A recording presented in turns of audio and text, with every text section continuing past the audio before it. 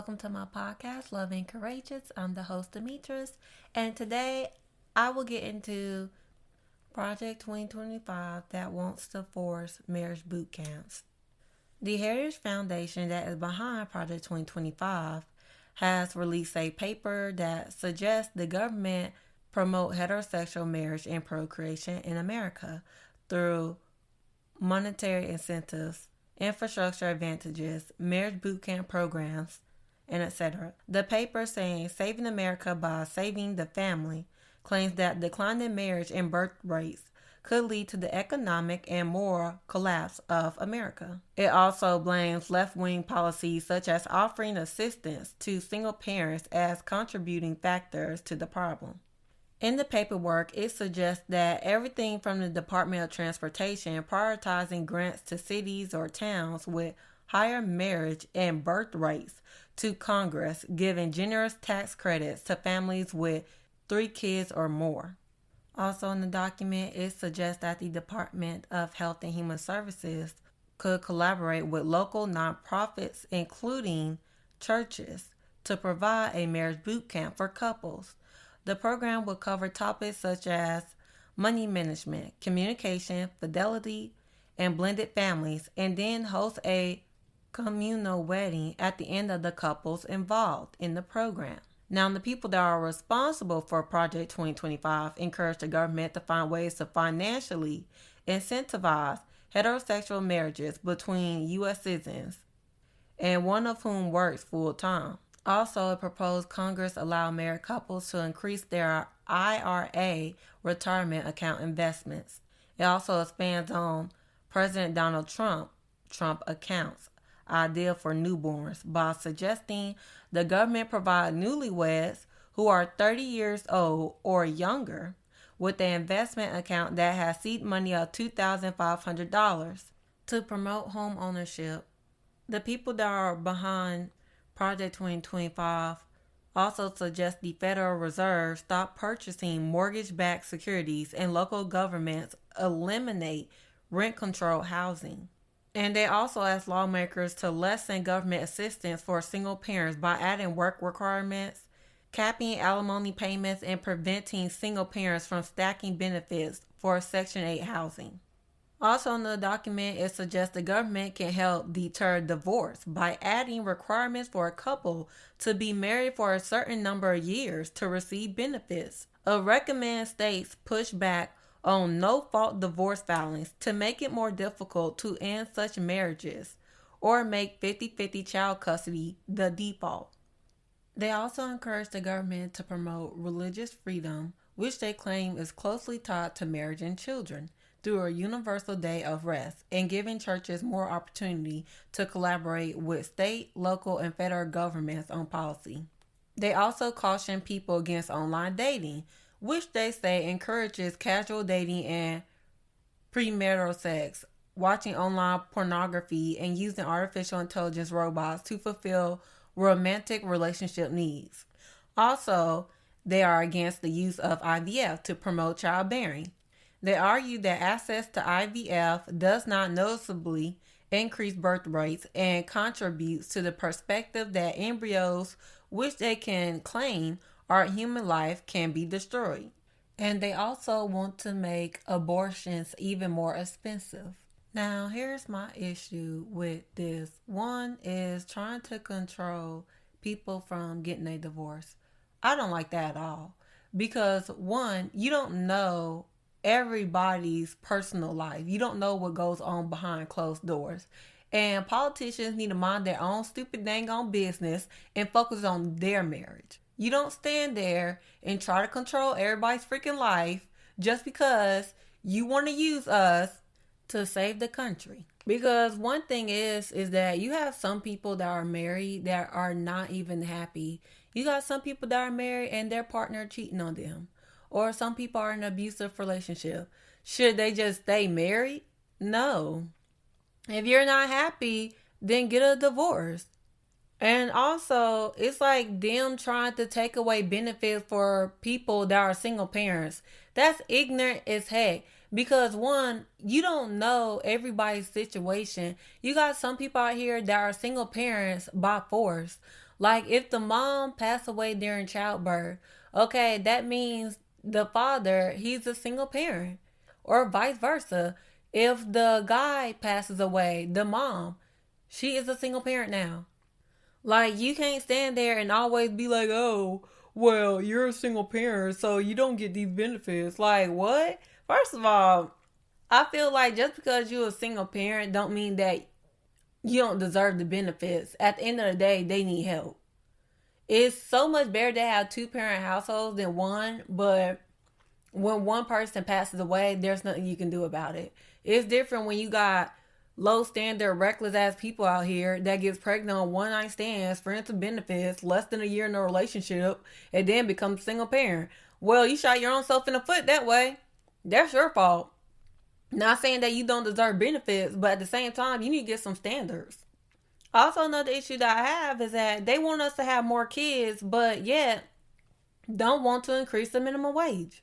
They don't want to increase the minimum wage. Not only that, they don't even want to have rent control. First of all, rent is too high. You have in some states, rent is like 3,000 to 4,000 dang on dollars. That is insane. There's no reason why rent should be that high. The rent for an apartment is about the same amount for mortgage now. And not only that, but we don't even have safe schools. Like the schools are not safe. You got school shootings going on, but y'all want us to have more kids? We need safer schools. Not only that, they want to take away food stamps. They want to take away cancer research. They want to take away Head Start, all these federal programs. But y'all want us to have more kids. What the hell? But then I think it's funny because y'all offering $2,500 dang on dollars.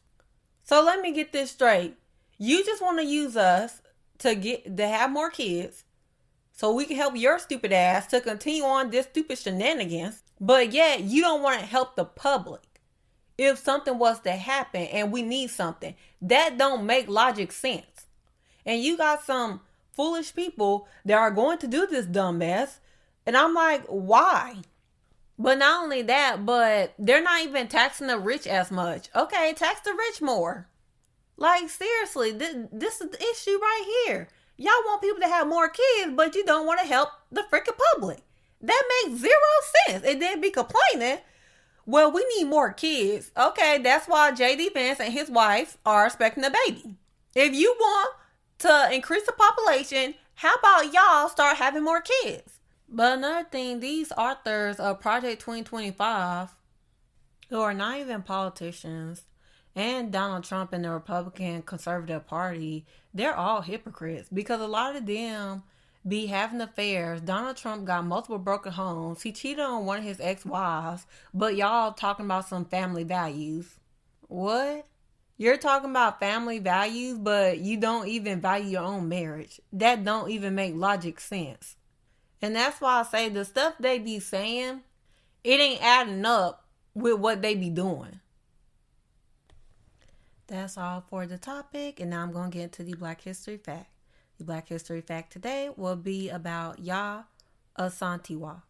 Asantewaa was born on October the 17th, 1840. She was the queen mother of Ijisu in the Ashanti Empire, now part of modern-day Ghana, and appointed by her brother Nana Akwasi Afrain Opis, the ruler of Ewesu. In 1900, Asantewaa led the Ashanti War known as the War of the Golden Stool, also known as the Asantewaa War against British colonialism. During her brother's reign, Asantewaa saw the Ashanti Confederacy go through a series of events that threatened its future, including civil war from 1883 to 1888. When her brother passed away in 1894, Asantewaa used her right as Queen Mother to nominate her own grandson as Ijisuhin when the British exiled him to the Seychelles, a country in East Africa, in 1896, along with the King of Ashanti, Prempeh, and other members of the Ashanti government. Asantewaa became regent of the Ijisu Wabin district after the deportation of Prempeh the British Governor General of the Gold Coast, Frederick Hodgson, demanded the Golden Stool, the symbol of the Ashanti Nation. This request led to a secret meeting of the remaining members of the Ashanti government at Kumasi to discuss how to secure the return of their king. There was a disagreement among those present on how to go about this. Asantewaa, who was present at this meeting, stood and addressed the members of the council with these now famous words. I quote, "Now I have seen that some of you fear to go forward to fight for our king. If it were in the brave days of Ositutu, Okomfo, Enoki, and Opoku Wari, leaders would not sit down to see their king taken away without firing a shot. No white man could have dared to speak to a leader of the Ashanti in the way the governor spoke to you this morning. Is it true that the bravery of the Ashanti is no more? I cannot believe it. It cannot be. I must say this. If you, the men of Ashanti, will not go forward, then we will. We, the women, will. I shall call upon my fellow women. We will fight the white men. We will fight till the last of us falls in the battlefields." Asantewaa was chosen by a number of regional Ashanti kings to be the war leader of the Ashanti fighting force. This was the first and only example of a woman to be given that role in Ashanti history. The Ashanti-British War, the Golden Stool, was led by Queen Mother Nana Asantewaa with an army of 5,000. Beginning of March in 1900, the rebellion laid siege to the fort at Kumasi, where the British had sought refuge. The fort still stands today as the Kumasi Fort and Military Museum. After several months, the Gold Coast governor eventually sent a force of 1,400 to quell the rebellion. During the fighting, Queen Asantewaa and 15 of her closest advisors were captured, and they were sent into exile to the Seychelles. The rebellion represented the final war in the Anglo-Ashanti series of wars that lasted throughout the 19th century. On January 1st, 1902, the British fully seized the land that the Ashanti army had been defending from them for almost a century, and the Ashanti Empire was made a protectorate of the British Crown. Asantewaa passed away in exile in the Seychelles on October 17 in 1921. 3 years after her passing, on December 17 in 1924, Prempeh and the other remaining members of the exiled Ashanti court were allowed to return to Ashanti. Prempeh made sure that the remains of Asantewaa and the other exiled Ashantis were returned for a proper royal burial. That is all for today. Thank you everyone for listening to my podcast, and I hope everybody have a lovely day.